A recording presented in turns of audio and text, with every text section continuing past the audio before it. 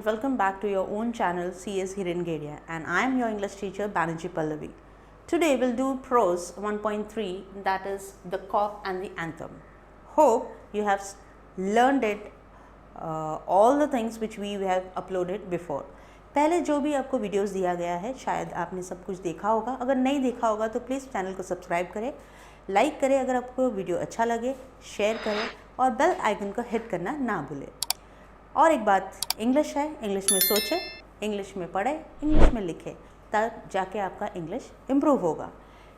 English की जो paper है वो काफ़ी लेंदी होता है क्योंकि नॉवेल्स बहुत ज़्यादा ये होते हैं. जो प्रोज होते हैं उसमें ज़्यादा प्रॉब्लम्स नहीं आते क्योंकि प्रोज आप अगर रीड करोगे अच्छे से, पहले से ही उसकी स्टोरी जानोगे, पहले से ही उसके जो मीनिंग्स है, सिनोनिम्स है, एंटोनिम्स है, उसको समझोगे तो आपको वो कॉम्प्रिहेंशन बेस्ड जब आता है आंसर्स एंड क्वेश्चंस तो बहुत ईजीली, वेरी स्मूथली आप लिख सकते हो. तो इसलिए मैं बार बार आपसे रिक्वेस्ट करती हूँ या अनुरोध करती हूँ इन हिंदी कि आप ज़्यादा से ज़्यादा उसे पढ़ें, इंग्लिश में पढ़ने की कोशिश करिए ताकि इंग्लिश में आप उसे समझ सके. तो एक पेपर लिखने के टाइम उसमें कोई भी आपको प्रॉब्लम क्रिएट ना हो. इसे वेरी लाइटली ना ले क्योंकि बहुत से बच्चे ऐसे कहते हैं कि इंग्लिश है, इसमें तो प्रोज है, कॉम्प्रिहेंशन सीन पैसेज है, हम तो कर लेंगे. पर ऐसा होता नहीं है क्योंकि जब आपको पता ही नहीं है कि स्टोरी क्या है तो आप उतनी जल्दी कैसे लिखोगे. To write the paper smooth and complete it on time आपको पढ़ना ही होगा. So reading, make a habit of reading, see the vocabs, take a dictionary. अगर आपको कोई नहीं समझ में आया तो आपका व्हाट्सएप नंबर जो है हमारा, जो उस पर आप बिल्कुल अपने व्हाट्सएप टेक्स्ट ड्रॉप कर सकते हैं. तो चलिए शुरू करते हैं हम 1.3 the cop and the anthem. अब ये कॉप एंड द एंथम, यहाँ पे ऐसा लग रहा है कॉप और एंथम, नेशनल एंथम नहीं. एंथम यहाँ पे किसका मतलब है, यहाँ पे कोई एक चर्च में जो सिंग करते हैं, हाइम्स होते हैं, उसमें उसके बारे में, प्रेयर के बारे में है. और कॉप है पुलिस यहाँ पर. तो चलिए देखते हैं कॉप एंड द एंथम. जैसे आपको बताया ओ हेनरी, जिन्होंने गिफ्ट ऑफ मैगी लिखा था, आपके 10th के जो इंग्लिश का लेसन था, सिलेबस था, उसमें एक चैप्टर गिफ्ट ऑफ मैगी था जहाँ पे 2 कपल्स के बारे में था. वो ओ हेनरी ने लिखा था. तो अब हम देखेंगे कि ओ हेनरी के इस बारे में, ये जो चैप्टर है उसके बारे में, उस जो कॉप एंड द एंथम ऐसा क्यों है और क्या है जिसमें, ऐसी क्या स्टोरी है जो एकदम फैसिनेटिंग है, बहुत ही अच्छी स्टोरी है. अगर आप भी देखेंगे तो आप अपने आप को भी इस पर रिलेट करने लगोगे. तो let's see what is it. So 11th of September उनका बर्थ हुआ था. This was 11th of September and उनका जो ईयर ऑफ डेथ था it was 1910 and 5th of 1 second, I'll just now. 11th September his birth and 5th June 1910 was his death. Now, why do I give this? मैं ताकि आपको थोड़ा बहुत knowledge हो. Literature में थोड़ा डेप्थ नॉलेज ऑफ ऑथर अगर होता है तो वो बहुत अच्छा होता है. वो लिखने के टाइम जब आप पेपर चेकर्स होते हैं वो देखते हैं तो ऐसा लगता है कि ओके ठीक है, आपने बहुत मेहनत की है. इसी वजह से मैं हमेशा आपको इनका डेट निकाल कर देती हूँ ताकि आपको वो याद रहे. और जिन लोगों को रीडिंग की हैबिट होती है वो बहुत अच्छे से उनको समझ सकते हैं कि क्यों मैं इसको देती हूँ. विलियम सिडनी पोर्टर, उनका एक्चुअली पेन नेम जो था वो था हेनरी और उनका actual name William Sidney Porter. An American writer is better known by his pen name O Henry. तो उनका पेन नेम क्या है, ओ हेनरी है. तो उनको ज़्यादातर लोग ओ हेनरी के नाम से जानते हैं. He was a voracious reader. Voracious मतलब वो बहुत ज़्यादा रीड करते थे. The readers who read a lot of book and with lot of enthusiasm, great enthusiasm, उनको बोलते हैं voracious reader. Now reader since childhood, बचपन से ही, he started a humorous weekly, The Rolling Stone, and when the venture failed, he joined the Houston Post as a reporter, columnist, and occasionally cartoonist.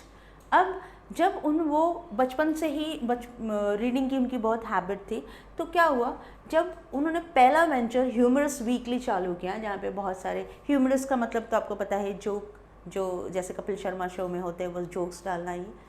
तो वो weekly उन्होंने चालू किया था the rolling stone के नाम से, बट वो ज़्यादा चला नहीं, वो उसका वेंचर जो था वो फेल हो गया. तो उन्होंने क्या किया, he join the Houston Post, जो एक पेपर था, newspaper, as a reporter columnist, column लिखते थे, एंड ओकेजनली कार्टूनिस्ट ओकेजनली, जैसे उसका आता था कार्टून, हमारे यहाँ पहले टाइम्स ऑफ इंडिया में आता था, तो वो तभी ऐसे सब करते थे। उसके बाद the story the cop and the anthem is one of Henry's well known stories. तो जो स्टोरी आज हम पढ़ रहे हैं, the cop and the anthem, उनकी बहुत ही प्रचलित बोल सकते हैं। मैं हिंदी बोलने की कोशिश करती हूँ आपके साथ, फिर भी मैं हमेशा बोलूँगी कि जब आप लिख रहे हो इंग्लिश का पेपर तो इंग्लिश में सोचें। तो ये बहुत ज़्यादा फेमस था, वेल नोन आपकी स्टोरी थी। To describe his style of writing people have often use the term smile with tears, यानी कभी कभी हम बहुत ज़्यादा खुश होते हैं कोई चीज़ से, तो हमारे आंसू, खुशी के आंसू बोलते हैं, वो हो जाता है। तो हमेशा ही उनकी जो स्टोरीज़ होती थी वो स्माइल विद टीयर्स वाली स्टोरी थी, इसलिए स्टोरीज़ होती थी, इसी वजह से लोग उन्हें स्माइल विद टीयर्स का ये बोलते थे। Which implies his twisted way of thoughts and endings in almost every story. इसका मतलब होता है कि उनके जो स्टोरीज़ होते, जो उनका जो एंड होता था, वो हमेशा से कुछ इतना डिफरेंट होता था कि लोग हंसते हंसते रो देते थे। तो आप आगे आगे हम देखेंगे स्टोरी में है क्या ऐसा। In this story the main character सोपी। सो अब आया आपका क्लाइमैक्स, जो कि ये कॉप एंड द एंथम के बारे में नहीं है, ये एक्चुअली स्टोरी है सोपी के बारे में। एक कैरेक्टर है सोपी, इज़ अ वैगाबॉन्ड। वैगाबॉन्ड मतलब जो आवारापंती करते रहते, यहाँ से वहाँ, वहाँ से यहाँ, कुछ काम नहीं करते, उनको बोलते हैं vagabond. And a person with criminal background. अब क्रिमिनल बैकग्राउंड का मतलब छोटी मोटी चोरियाँ किया होगा या फिर कुछ ऐसे कुछ क्राइम किया होगा, वो बहुत बड़ा क्राइम नहीं, लेकिन yes, he has a criminal background. He makes different plans to re-enter the prison as he has no shelter to protect himself from the severe winter. अब वो बहुत सारे आइडियाज़ सोचता रहता है। He makes a plan, मतलब बहुत सारे प्लान्स बनाते हैं। क्या प्लान्स बनाता है? री एंटर मतलब वो प्रिजन में था, प्रिजन से बाहर आ गया, जेल से, फिर से उसे जेल जाना होता है, तो उसके लिए वो क्या क्या तरीके या आइडियाज़ यूज़ करता है, वो यहाँ पर दिखाया गया है। क्यों जाना चाहता है, लेकिन किसी को प्रिजन में जाने का इतना क्या शौक है, किसी को तो एक बार जाने के बाद दूसरी बार तो वो जाना नहीं चाहेगा। But what he wanted to do, he wanted to go back. Why? Now why? Because he has no shelter, यानी उसको रहने के लिए जगह नहीं है। To protect himself from the severe winter, शायद विंटर सीजन आ रहा होगा, तो विंटर सीजन में तो आपको पता है कि फॉरेन कंट्रीज़ में बहुत ज़्यादा ठंड होती है, हम एक्सट्रीम क्लाइमेट में नहीं रह सकते। जो लोग ह्यूमिड क्लाइमेट्स में रहते थे वो एक्सट्रीम क्लाइमेट में, यानी बहुत ज़्यादा ठंड में नहीं रह सकते हैं। तो यहाँ पे वो ठंड होता है, बर्फ़ गिरता होगा वहाँ पर, तो ये कैसे रहेगा, क्योंकि ये तो वैगबॉन्ड है, इसके पास तो घर बार कोई नहीं है, रिलेटिव्स नहीं है, कोई फ्रेंड्स नहीं है, तो वो कैसे रहेगा। इसलिए उसके दिमाग में ये प्लान चलता है कि लेट्स गो री एंटर टू द प्रिजन। तो कुछ मैं ऐसा करूँ जिससे मुझे पुलिस पकड़ के लेकर जाए और मैं जेल में चला जाऊँ। अब जेल में जाके उसको क्या मिलने वाला है, वो हम आगे स्टोरी में देखेंगे कि जेल में जाके उसे क्या मिलने वाला है, और जेल में क्यों जाना चाहता है वो, और भी तो कोई तरीके कर सकता है वो। The story ends in an unexpected way, मतलब बहुत शायद स्माइल विद टीयर्स, ये पहले ही बोला गया है। The story ends in an unexpected way means there is something which is related to smile with tears. O Henry has depicted Soapy's futile मतलब जो चीज़ जो होपलेस है, मतलब उसका कोई मतलब ही नहीं है, it is not going to work. Futile is something hopeless. Okay. Attempts to get arrested very humorous vein. तो ये हमें हंसी भी आएगी, हमें रोने भी आएगा कि क्या इसने, मतलब ऐसा क्या प्लान कर रहा है और क्यों जाना चाहता है, जस्ट ठंडी से बचने के लिए इसको प्रिजन क्यों जाना है, कुछ और भी तो कर सकता है वो। पर देखते हैं कि आगे क्या होने वाला है। ओके, सोपी इज हम यहाँ पर आगे let's see. The cop and the anthem is about freedom and confinement यानी प्रिजन। ओके।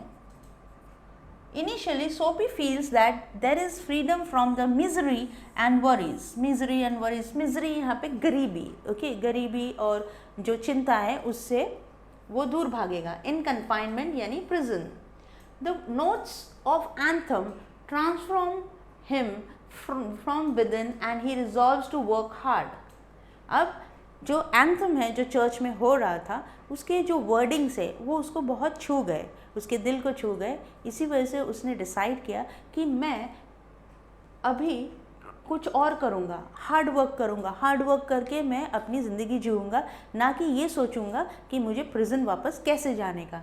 यानी वो जो एंथम था उसने ट्रांसफॉर्म कर दिया सोपी को अंदर से। Okay, Soapy faces the irony of fate as the moment he realizes the real freedom lies in a virtuous life, he is taken into confinement.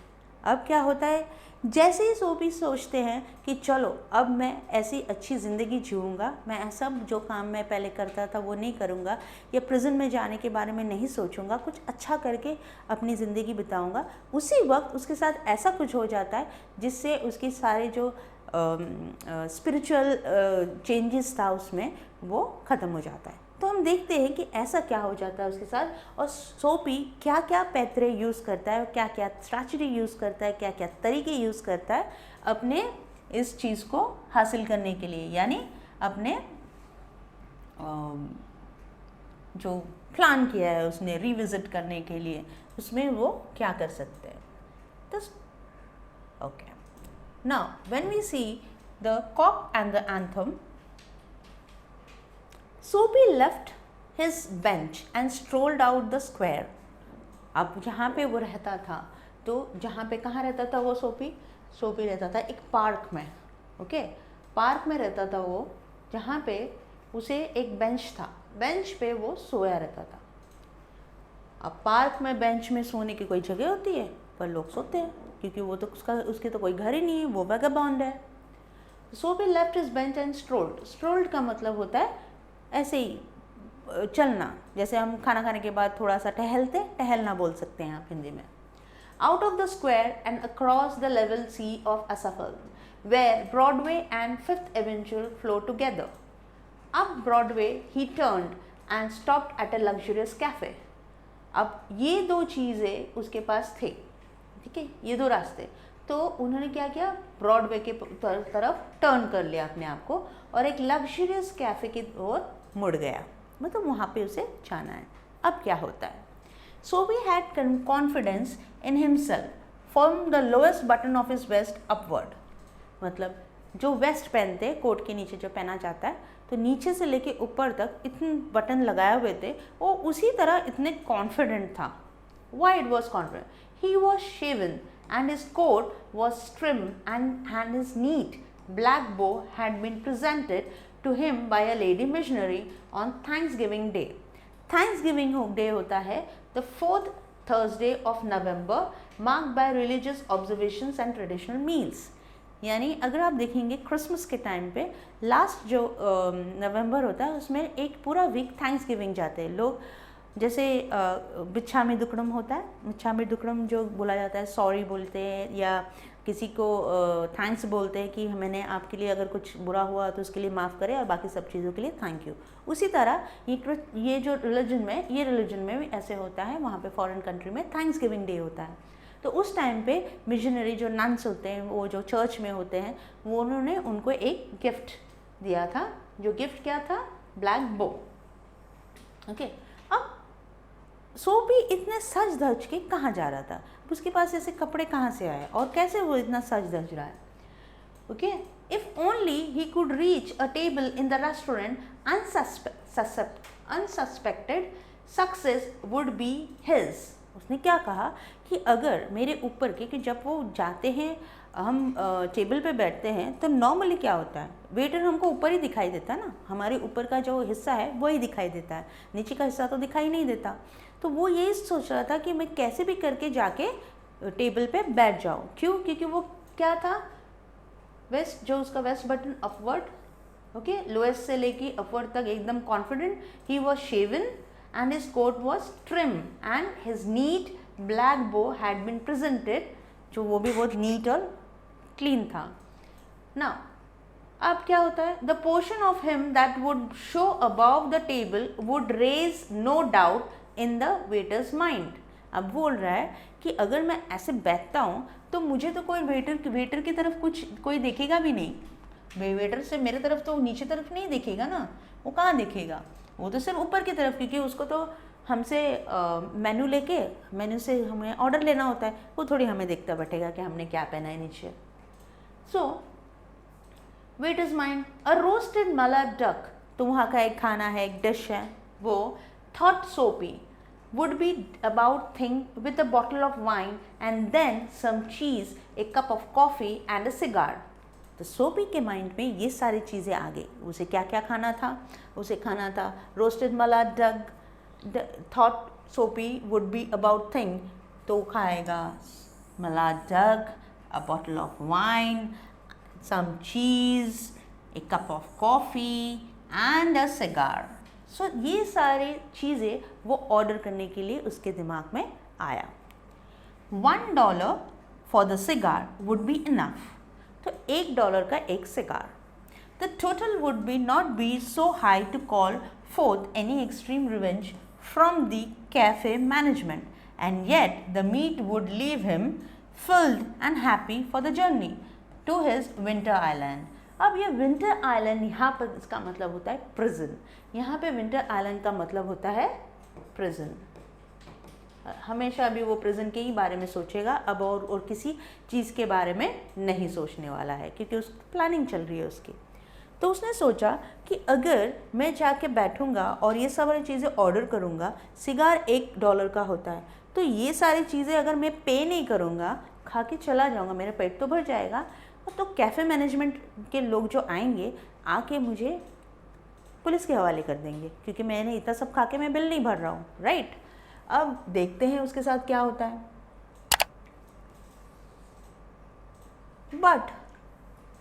But as Soapy set foot inside, जैसे ही उसने पैर अंदर रखा, the restaurant door, the head waiter's eye fell upon his tattered trousers and decadent shoes. जैसे उसने पैर सामने रखा, मतलब 1 फुट इनसाइड द रेस्टोरेंट, तब क्या हुआ, जो हेड वेटर था उन्होंने क्या किया, उन्होंने उसे पकड़ लिया. अब विंटर आइलैंड मतलब प्रिजन है. आई फेल अपॉन का मतलब होता है उस पर नज़र गिरी या नज़र पड़ी. हिज टैटर्ड मतलब वोन आउट, जो फटा फुटा. डिकेंडेंट शूज़, वो भी शूज़ भी फटा हुआ, ओल्ड, पुराना. Okay. Strong and ready hands turned. Now अब क्या हुआ कि जब जैसे उसने एंट्री किया, उस बंदे ने देख लिया कि भैया ये तो एंट्री के लायक नहीं है. जैसे आप कोई 5 स्टार होटल में जाते हो तो पहले ही आपके शूज़ देखा जाता है, आपके कपड़े देखे जाते हैं, तभी आपकी एंट्री होती है. आप चप्पल और स्नीकर्स और ये सब पहन के 5 स्टार होटल्स नहीं जा सकते, specially when you are into some parties and all, right? आप लोगों को पता होगा ये बात. तो उसने तो देख लिया. Now him about and conveyed him in silence and haste to the sidewalk and averted ignoble fate of the menaced mallard. अब क्या हुआ, ignoble मतलब dishonor. Okay, शायद दिया होगा. Okay, आपको दिया हुआ है यहाँ पे dishonor. Okay, so dishonorable है वो. Now मलाड डक तो गया, उसका सपने टूट गए, क्योंकि बंदे ने क्या बोला, जैसे ही वो एंट्री हुआ वैसे ही वो लोग ने पकड़ लिया उसे. लेकिन वो बहुत अच्छे से बोले कि आप चले जाओ यहाँ से, यहाँ पर नहीं रुकना है आपको, आप एंट्री नहीं कर सकते हो. So we turned off Broadway. It seem that his route to be coveted island was not to be an easy one. Greatly desire. Coveted island मतलब जिस आइलैंड में वो गया, यानी ब्रॉडवे में गया, सोचा वहाँ जाके कुछ कांड करूँगा तो मुझे जेल में डाल दिया जाएगा. लेकिन वहाँ ऐसा कुछ हुआ नहीं, उन्होंने सिर्फ उसको एंट्री करने से ही रोक दिया. जब एंट्री करने से रोक दिया तो कौन सा वो प्रिजन में डालने वाले हैं, तो चला गया वहाँ से. So there was no chaos, तो वहाँ पे कुछ भी प्रॉब्लम नहीं हुआ.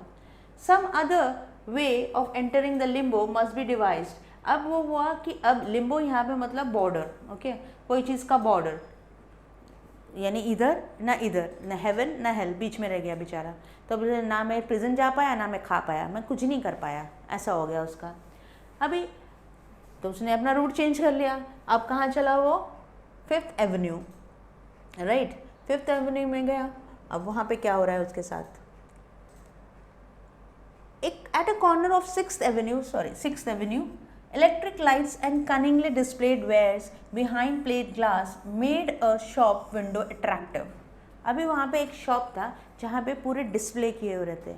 कांच के क्रॉकरीज हो गए, कुकवेयर हो गए, उसके डिस्प्ले पूरे कांच के और लाइट्स के नीचे। आपने देखा होगा जो भी शॉपिंग मॉल्स होते हैं या बड़े बड़े शॉप्स होते हैं, उसको बहुत ही यूनिकली डिज़ाइन किया जाता है ताकि लोग उसे देख के अट्रैक्ट होकर उसके खरीदने आए, right. Sophie took a stone and dashed it through the glass.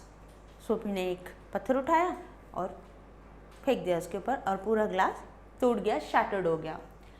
People came running round the corner. A policeman in the lead.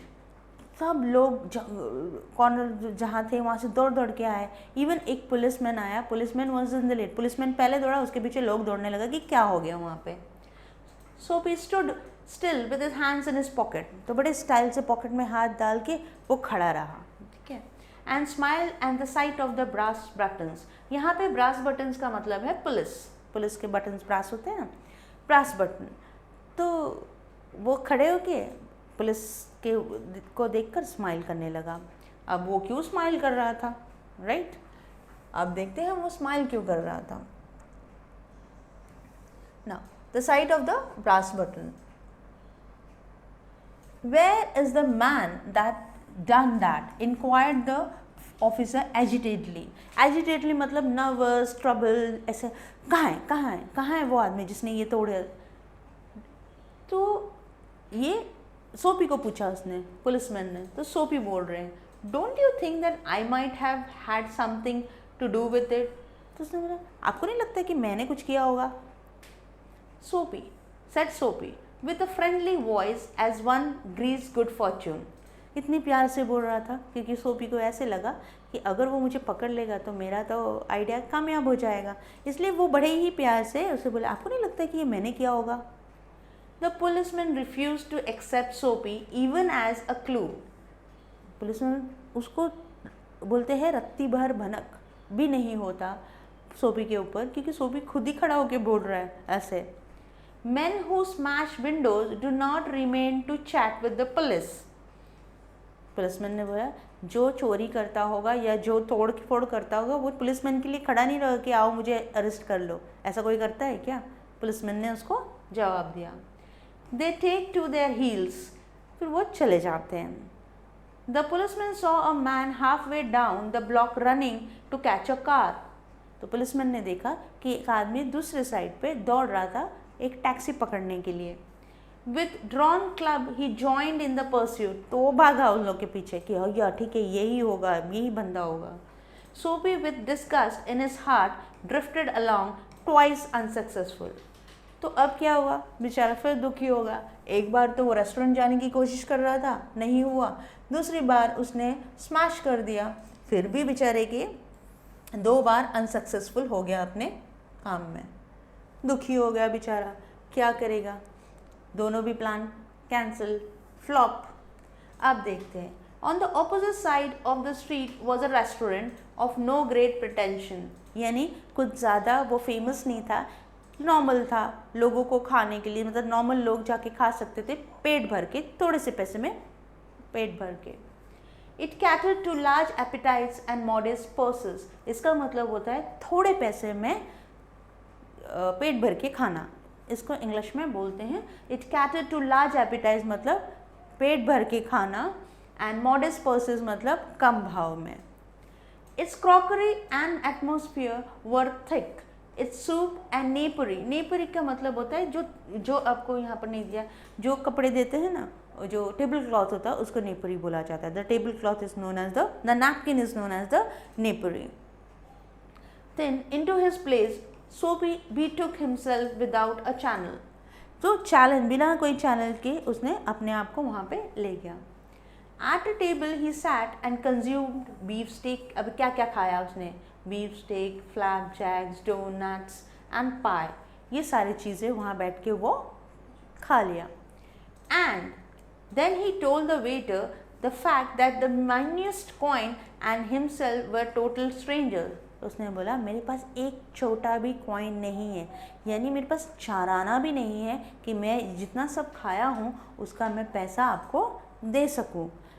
अब सोफी के दिमाग में ये नया प्लान था ना, उसे ऐसा लगा कि चलो मैं ये खा पी के अब तो ये मुझे जेल में बिल्कुल डालेंगे। Now he get busy and call a cop, said Soapy, and don't keep gentlemen waiting.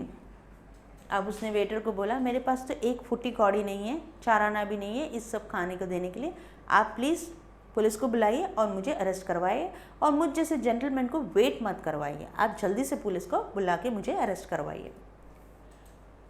तो अब क्या बोलता है waiter, no cop for you, said the waiter, with a voice like butter cakes and eye like cherry in the Manhattan cocktail Hey Con. Now he says, why do you want to call a police? I don't want to call a police. You don't need a police, please go. Neatly upon his left ear on the callous pavement, 2 waiters pitched Soapy. He arose joint by joint. अब क्या होता है कि भैया उसने तो उठाया ऐसे, कैलॉस मतलब बहुत ज़ोर से ऐसा उठा के पटक दिया। कहाँ पे? पिच में। पिच करना मतलब पटक देना, थ्रो कर देना। पिच करना मतलब थ्रो करना, ओके, किसी को फेंक देना। और कैलॉस का मतलब होता है यहाँ पे, इसका मतलब वेरी हार्ड, बहुत ज़ोर से, बहुत ज़ोर से। पेवमेंट का मतलब होता है, what do you mean by pavement? Pavement होता है आपका फुटपाथ, ओके। फुटपाथ को भी पेवमेंट बोला जाता है। नाउ लेट्स सी कि आगे क्या हो रहा है। हाँ, अ कारपेंटर्स रूल्स ओपन। अब वो उसको घिर गया तो उसको तब ऐसे हो गया ना, सुकड़ गया, तो उसको उठ धीरे धीरे कभी पैर हाथ ऐसे करके अच्छे से उठ रहा था वो, क्या। Now a rule opens, carpenters rule opens and dusted his clothes. उठा कि थड़ थड़ के अपने आप को डस्ट किया। Arrest seemed now an elusive dream. Elusive dream मतलब, एलुसिव मतलब कोई चीज़ को जो आप पकड़ नहीं सकते हो, दिया है आपको। हाँ, डिफ़िकल्ट टू फाइंड, कैच और अचीव, यानी it's very difficult to find कि और पकड़ना। जैसे पैंथर, लिपर्ड, ये लोग बहुत फास्टेस्ट एनिमल्स हैं, तो इनको पकड़ना, दे आर वेरी एलुसिव। सो ये एलुसिव का मतलब कोई चीज़ को आप पकड़ नहीं पा रहे हो, ये ड्रीम में रह गया उसका। To catch what his dream was to get caught, पकड़ा जाना और प्रिजन में जाना, वो उसका ड्रीम फेल हो गया। The island seem very far, मतलब ये इसकी जो उसका जो डेस्टिनी है प्रिजन जाना, वो बहुत दूर, मतलब दिल्ली अभी बहुत दूर है, ऐसे उसके सपने हो गए। A policeman who stood before a drug store 2 doors away laughed and walk down the street. अब पुलिसमैन बहुत दूर खड़े थे, 2 ड्रग स्टोर का मतलब मेडिकल स्टोर है वहाँ पे, वो भी उसको देख के हंसने लगे कि जिस तरह उसको फेंका गया और जिस तरह वो उठ के अपने आप को झाड़ रहा था, तो पुलिसमैन भी हंसने लग गए। Soapy was seized with a sudden fear. Seized मतलब कोई चीज़ में जकड़ जाना। Sudden fear that some dreadful enchantment had rendered him immune to arrest. Had made him immune to arrest, मतलब उनको ऐसा लग रहा था कि शायद मैं कभी अरेस्ट होऊंगा ही नहीं, कुछ तो ऐसा करो जिससे मैं अरेस्ट हो जाऊं। अब क्या होता है? He was in a state of panic state में, and when he came upon another policeman lounging grandly in front of a glittering theatre, he caught at the immediate straw of disorderly conduct.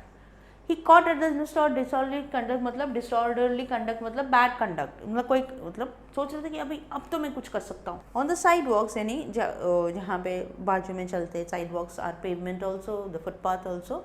Soapy began to yell and drunken gibberish का मतलब कुछ भी बकवास करना। gibberish language है something which is जिसका माथा मुंडू नहीं होता, बात करते रहो, no head and no tail and talk and talk which doesn't have any meaning.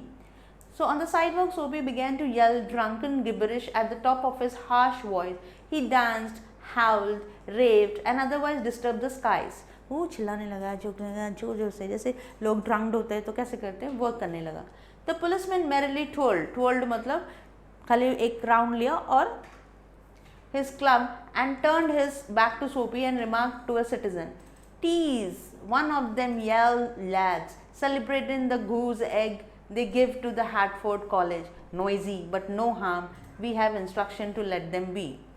अब उन्हें क्या लगा कि ये तो नॉर्मल बच्चे करते ही हैं, एक ऐसे झुंड में से लोग हैं जो ऐसे सब पीते हैं, करते जाते, लेकिन हमें बताया गया कि ऐसे बच्चों को कुछ नहीं करना है, जाने दो, उनको जो करना है करने दो, वो कोई किसी को चोट नहीं पहुंचा रहे, किसी को हर्ट नहीं कर रहे, तो हम इसके नॉइज़ वो नॉइज़ी होते हैं।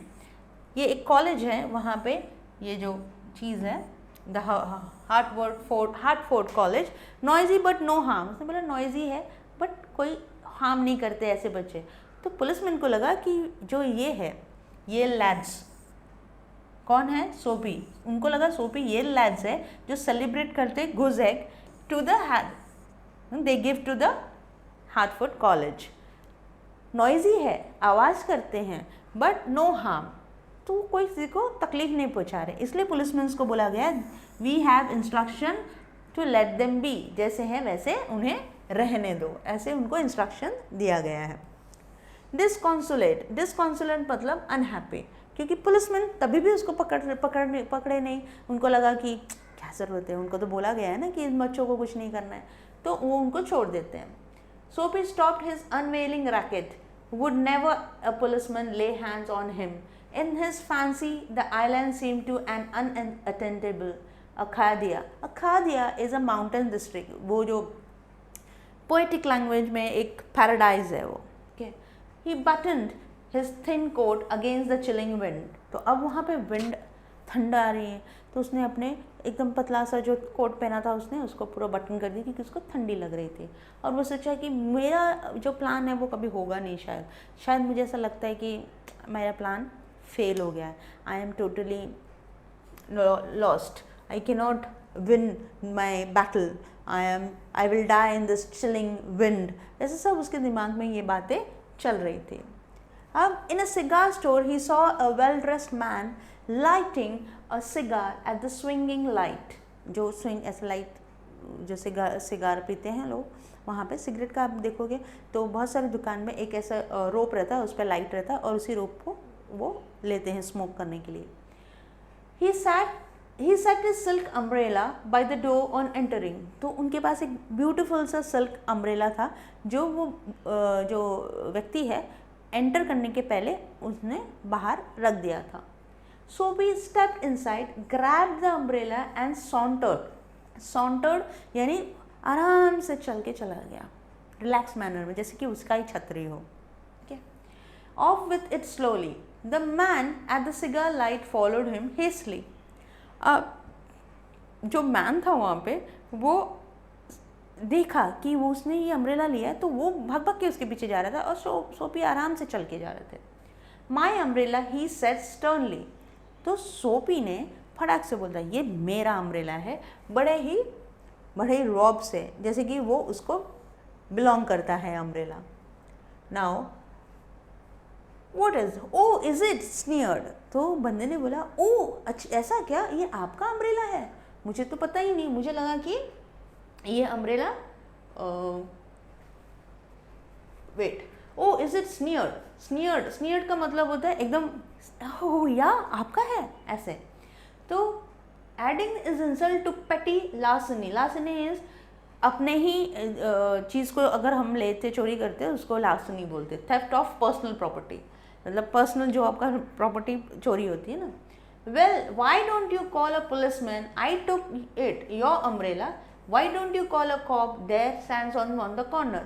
अब सोपी ऐसे बोल रहा है अच्छा ये आपका अम्ब्रेला है ना, तो बुलाओ पुलिस को, बुलाओ, पकड़ लेगा पुलिस मुझे, आपको ऐसा लगता है ना ये आपका अम्ब्रेला है, तो बताओ ना मेरा नहीं है ना, आपका है ना। वो ऐसे बोलने लगा तो वो बंदा क्या बोला, the umbrella owner slowed his steps, Soapy did likewise with premonition का मतलब होता है ए स्ट्रॉन्ग फीलिंग कि something is unpleasant going to happen, कोई चीज़ जो पहले से ही पता हो कि नहीं ये बुरा होने वाला है, सोपी को ऐसे लगने लगा। That luck would again run against him. The policeman eyed at the two curiously. Policeman दूर खड़े होकर दोनों को देख रहे थे, दोनों क्या आर्ग्यू कर रहे हैं, किस बात पे बात कर, वो दूर से देख रहे थे। अब क्या हुआ कि of course said the umbrella man. तो umbrella man ने क्या कहा, of course man, well you know how these mistakes occur if it's your umbrella. तो बोला बहुत सारे अम्ब्रेला सेम देखने में होते हैं, तो शायद ये आप ही का अम्ब्रेला होगा, मैंने बाय मिस्टेक उठा लिया। I hope you will excuse me. I picked it up this morning in a restaurant. If you recognize it is as yours, why I hope you will. तो बोले अगर ये आपका मैंने सुबह कहाँ से उठाया, उस बंदे ने कहाँ से बोला I picked up this morning in a restaurant, तो उसने रेस्टोरेंट से उठाया उसको, वो सिल्क वाला, और वो तो मैं क्यों बोलूँ कि आप चोर हो करके. सोपी को बोला मैं क्यों बोलूँ, ये आप ही का अम्ब्रेला है, मेरा मिस्टेक हो सकता है कि मैंने बाय मिस्टेक इसको उठा लिया, पर आपको अपना अम्ब्रेला पता है तो आपने उठा लिया, इससे मैं पुलिस क्यों बुलाऊँ. बेचारा सोपी. Now what have, of course it's mine, सोपी सैवेजली. सोपी एकदम बोला नहीं ये तो मेरा ही है. Okay. Savagely, the ex-umbrella man retreated. The policeman hurried to assist a tall blonde in an opera cloak across the street in front of a streetcar that was approaching 2 blocks away. अब policeman कुछ और काम करने चले गए. एक blonde यानी जो जिनके बाल येलो जो कलर करते हैं ना बाल, तो वहाँ तो फॉरेनर्स के ब्लॉन्ड ही होते हैं. Soapy walked eastward through a street damaged by improvements. He hurled the umbrella angrily into an excavation. गुस्से से उन्होंने excavation जहाँ पे खुदाई चल रही थी वहाँ पे जाके डाल दिया. He muttered against the men who wear helmets and carry clubs. वो पुलिसमैन के लिए बोलने लग गया. Because he wanted to fall into their clutches, उसके हाथों में आना चाहता था. They seemed to regard him as a king who could do nothing wrong. अब यहाँ क्या हुआ, सोपी को ईस्टवर्ड जाने लगा वो अम्ब्रेला को लेके, और उसने क्या किया, वो अम्ब्रेला को गुस्से से एक्सकवेशन मतलब जहाँ पे खुदाई की होगी वहाँ पे जाके डाल दिया उसने गुस्से से. ही मटर्ड, फिर बड़बड़ाने लगा. बड़बड़ाते जो अपने आप से ही बोलते कि against the men who wear helmets and carry clubs. ये वाले जो है ये पुलिसमैन के बारे में बात कर रहे हैं. वो कहते हैं because he wanted to fall in to their clutches, मतलब वो चाहते थे कि वो पुलिसमैन, सोपी चाहते थे कि पुलिसमैन उसे पकड़ ले, लेकिन पुलिसमैन को क्या लगता है कि वो एक किंग है. कौन किंग है, सोपी किंग है, और सोपी ऐसा कोई बुरा काम नहीं कर सकता. बेचारे के ये भी प्लान फ्लॉप हो गई. अब क्या करेगा बेचारा. Now a lengthy Soapy reached one of the avenues to east where the glitter and turmoil का मतलब होता है disturbance, बहुत ज़्यादा disturbance, was but faint. He dragged himself towards the Madison Square, for the homing instinct survives even when the home is a park bench. Okay, but on an unusual quiet corner, Soapy came to a standstill. Here was an old church, quaint का मतलब होता है यहाँ attractive है, लेकिन unusually attractive है, बहुत पुराने ज़माने का है church. and rambling and gabbled. rambling का मतलब होता है यहाँ पे कि ठंडी irregular direction में हवा आ रही है, and gabbled का मतलब यहाँ पे दिया है triangular upper part of a wall at the end of the ridge roof, यानी ऐसे triangular ऐसा wall उसके ऊपर ऐसे triangular. Through one violet stained window a soft light glowed. एक window है जो violet color का है, जामनी रंग का बोल सकते हैं हम, और वहाँ से light glow हो रहा है. Where no doubt the organist loitered over the keys. बजाते organ बजाते जो keys, making sure of his mastery of coming Sabbath. सबत है रिलीजियस ऑब्जर्वेंस डे होता है जो स्पेशली जूइज और क्रिश्चियंस लोग रखते हैं. एंथम, अब ये है यहाँ पे एंथम. ये जो कॉपर बटन वाले हैं या फिर जो लोग यहाँ पे ड्रैग्ड हिमसेल्फ, यहाँ पे जो लिखे clutches, because he wanted to fall into their clutches. Whose clutches? Men who wear helmets and carry clubs. ये सब मतलब है कॉप.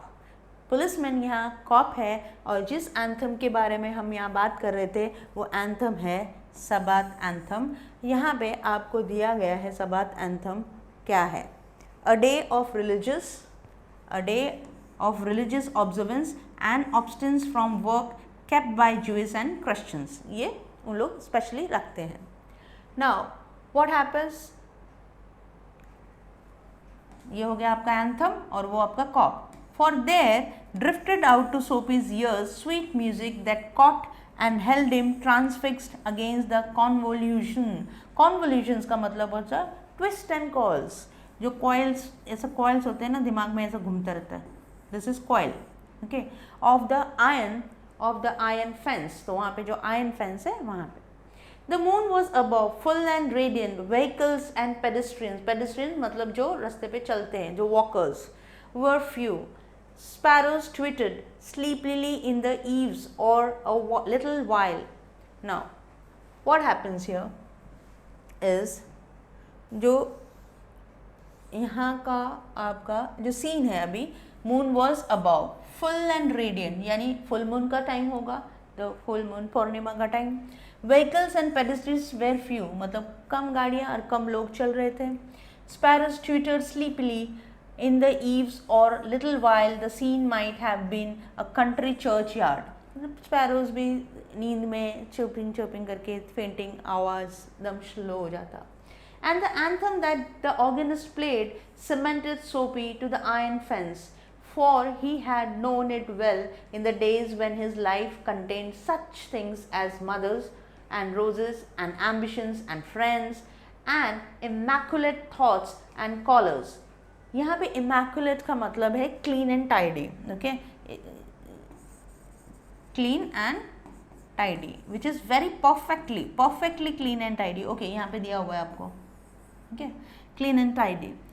यानी जहाँ ये जो गाना है बाकी सब चीज़ें एकदम शांत हो गई, और जब ये जो एंथम है वो जब ऑर्गेनिस्ट प्ले कर रहा था उसे, the organist was playing cemented सोपी द आयरन फेंस, एकदम से ध्यान से वो सुनने लगा और उसे सारी चीज़ें याद आने लगी, उन दिनों की बातें जो तब ये गाना ये एंथम वो सुनता था. तब उसके पास क्या क्या थे, तब उसके पास माँ भी थी, बहुत सारे रोजेज़, यानी उनकी लाइफ अच्छी थी, life was like a rose, okay.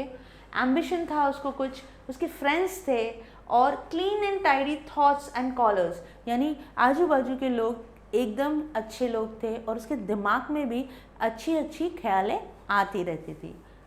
अचानक क्या हो गया कि उसे सब कुछ चेंज हो गया. The conjunction of Sophie's receptive state of mind and influences about the old church brought a sudden and wonderful change in his soul.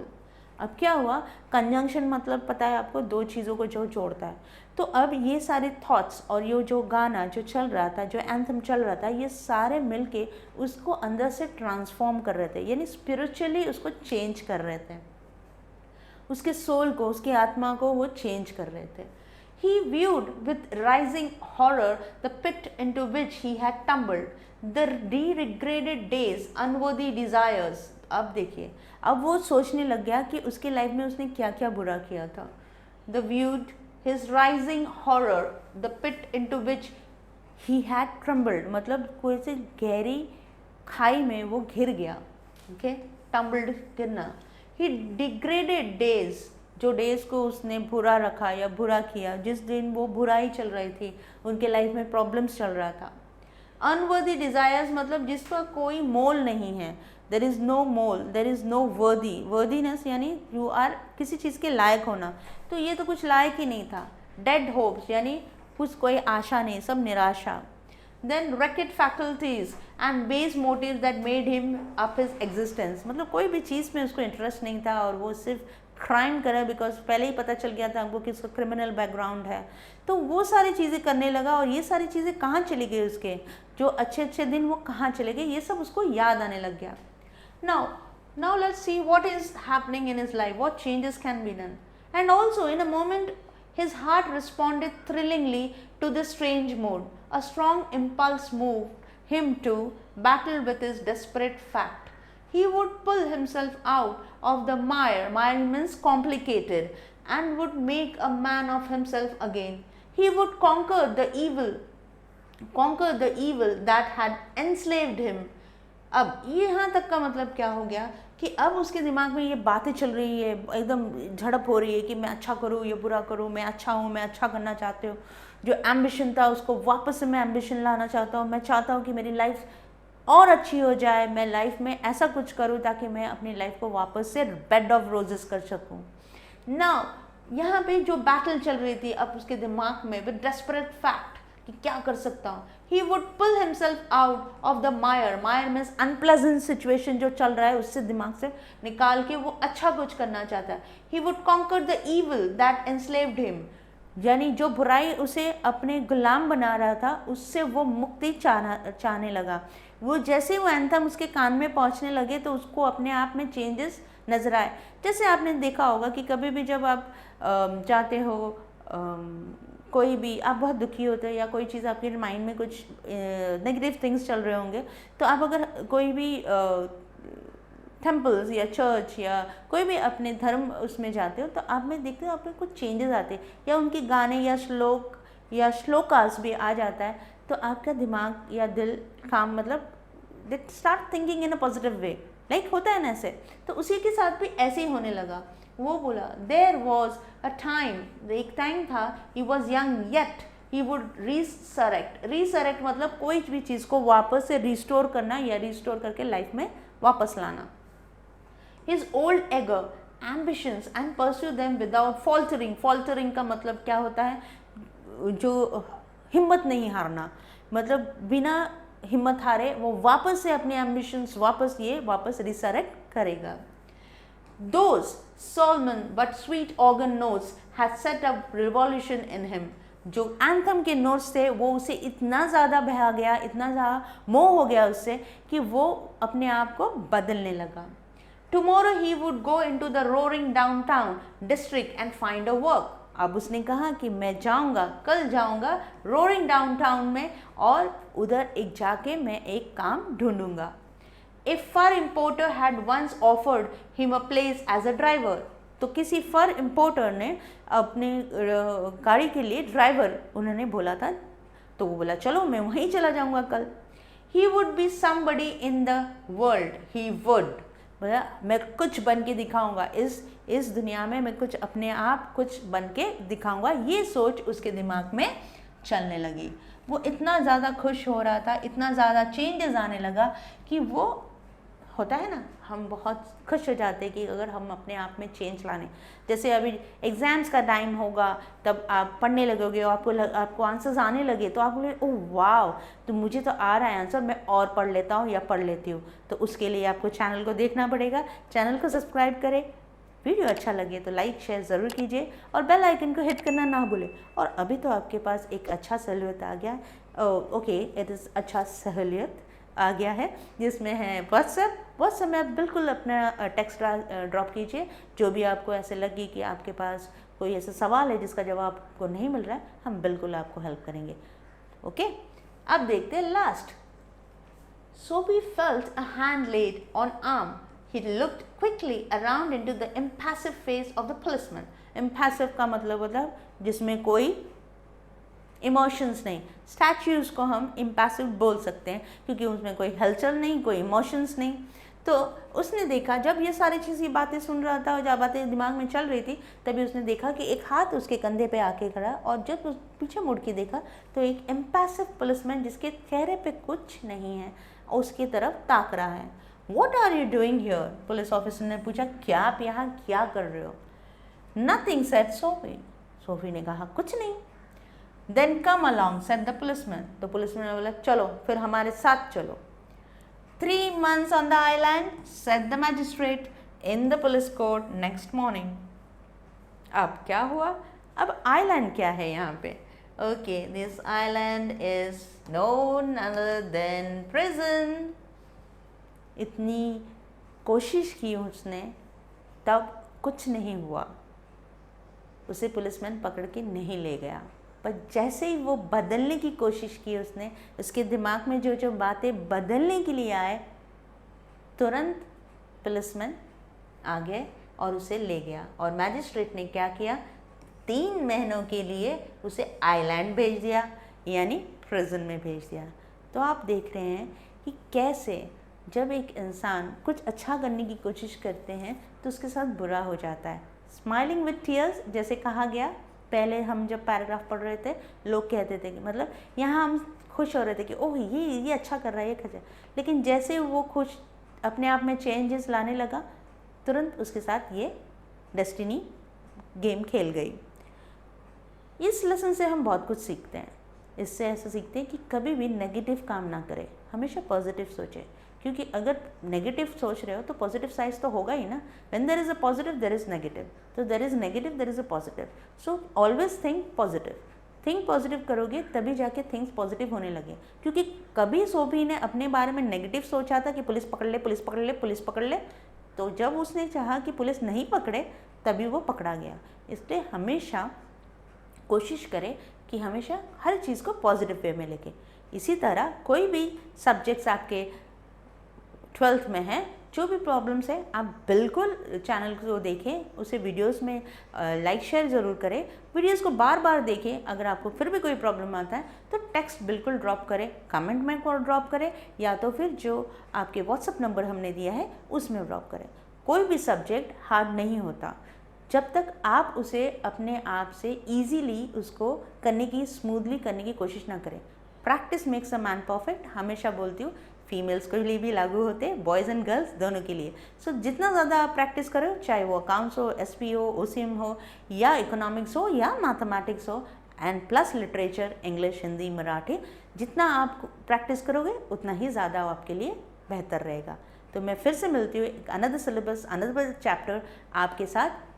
Till then, take care. Thank you.